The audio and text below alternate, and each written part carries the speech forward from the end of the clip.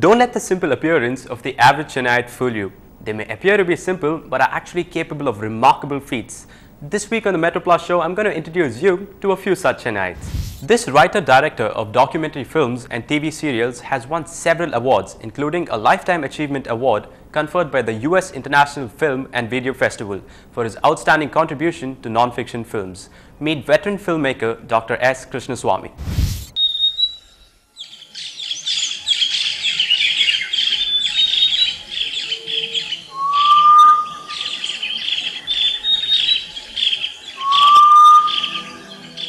Back in his childhood days, veteran filmmaker Dr. Krishnaswamy spent most of his afternoons with friends at the lively gardens of the Theosophical Society. He recollects a Madras where people had time for others and where life was full of surprises. With director Subramaniam, a pioneer in filmmaking for a father, and Mrs. Meenakshi Subramaniam, a composer-musician for a mother, filmmaking was almost an obvious decision for Dr. Krishnaswamy. Well, it all started when I was a kid. My father was a profound and very important influence on me, and I wanted to be a filmmaker. Now, it's a question of the arts of India seeping through you kind of thing, and at the same time, the spiritual traditional values of India seeping through you at the same time. And these things put together, you want to reflect that, but translate that into a modern medium. And somehow from, let's say from my college days, I was more interested in the non-fiction film format than in going into the traditional fiction film format.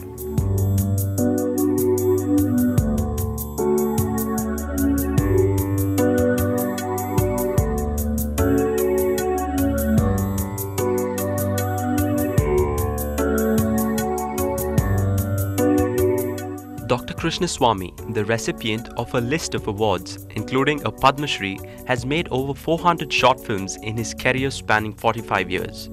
The strong base for which is attributed to several reasons, one of which is his Masters in Films and TV from the Columbia University, New York. There were no formal institutions in India training in film. There was no possibility of pursuing an academic course to understand cinema. And I was interested in doing that. My father encouraged me to do that. So I chose Columbia University, cutting the story short. And I did my master's degree there in film and television. That led me to a tremendous amount of experience in understanding world cinema, which was all part of our curriculum, and understanding the methods employed by various documentarians. While we studied both feature film and documentary, my interest grew in the documentary format. And it also became a window to the cultures of the world and civilizations of the world, and a brief association with the UN bodies and things like that.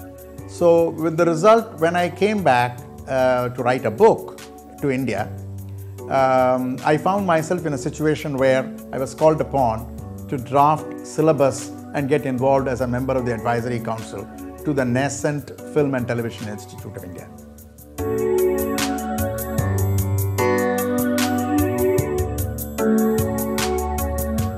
However, his ideas were not always accepted, considering the nascent nature of the filmmaking industry in Madras. For instance, Dr. Krishnaswamy invested all he had on his 4-hour documentary Indus Valley to Indira Gandhi, which took him nearly 3 years to complete. But in the end, he wasn't able to find a single distributor for his work for quite some time.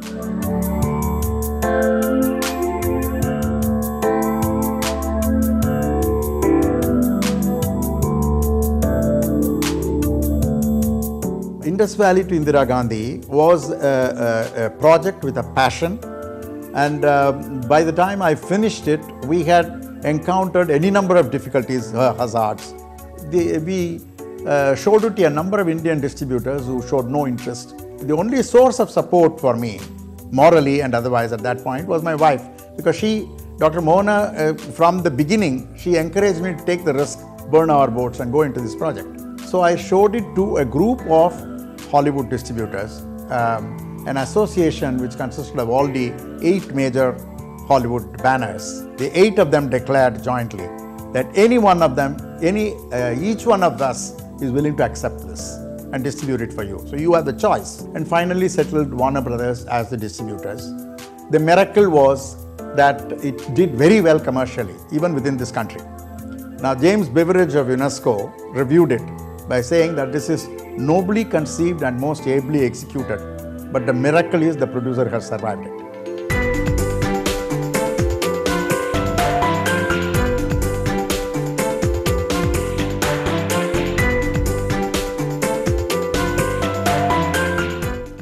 Dr. Krishnaswamy continues to make films even today. His latest documentary, A Different Pilgrimage, slated for release in Chennai soon, was screened at the Cannes International Film Festival in May and will also appear in the UNESCO-sponsored Asia Pacific screening.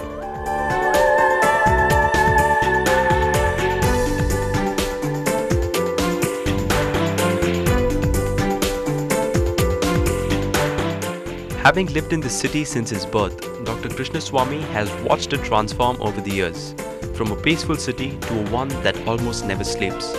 But amidst all this transformation and movement towards westernization, there is one factor that troubles him: the erosion of values. In Chennai, there is a tremendous amount of progress of the physical infrastructure change, but it does not really reflect a very good change in terms of the perennial values that people have to cherish. I think it is important that we find, and I do find, that there is a younger generation, our youth, are committed as much to material progress as they are to upholding the cleanliness of environment, being dedicated to modernity in more than one sense, and at the same time be deeply rooted in India's ethos and values. And this is very encouraging.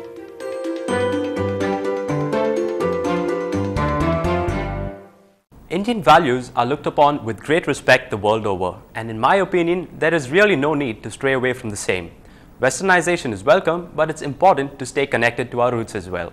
When we come back, we meet an endurance biker with an iron butt and one of Chennai's youngest authors.